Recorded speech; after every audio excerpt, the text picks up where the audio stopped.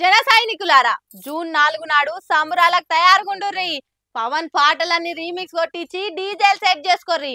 ఎర్ర కండువాలు వేసుకొని బైకుల మీద రయ్య రయ్య పోతుంటా ర్యాలీలు తీస్తందుకు రెడీగుండుర్రి.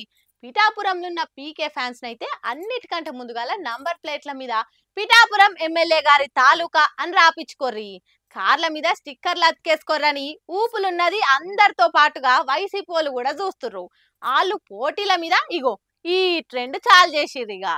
నీ అమ్మ ఏం ఫీల్ ఉంది మామా ఈడ అనిపిస్తుంది ఏపీ ఎలక్షన్ల ముచ్చట చూస్తుంటే. ఇంకా పిఠాపురం పాలిటిక్స్ అయితే వేరే లెవెల్ వర్మ. ఈసారి వేరే ఉంటది లెక్క. పవన్ కళ్యాణ్ బంపర్ మెజారిటీతోని గెలుసుడు పక్కా అని పవన్ ఫ్యాన్స్ అంతా సంబరాలకు తయారైతుంటా బండి నంబర్ ప్లేట్ల మీద కూడా పిఠాపురం ఎమ్మెల్యే గారి తాలూకా అని రాపించుకుంటున్నారు.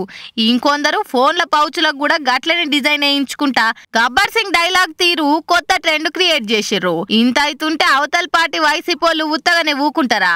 ఏం కౌంటర్ ఇయ్యకుంటే ఆయనతో ఓడిపోతున్నారు. ఫ్యాన్స్ జోరు తగ్గిందని జనాల టాక్ వెళ్తదని ఇగో ఇట్లా బండ్లు కార్ల మీద పిఠాపురం ఎమ్మెల్యే వంగా గీత గారి తాలూకా అని కొందరు రాసుకుంటే డిప్యూటీ సీఎం వంగా గీత అని ఇంకొందరు రాపిచ్చిర్రు.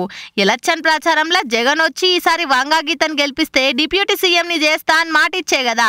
అగో ఆ మాటని బాజాప్త నిజమైతుంది అనుకుంటా ఇసువంటి రాపిస్తున్నారు.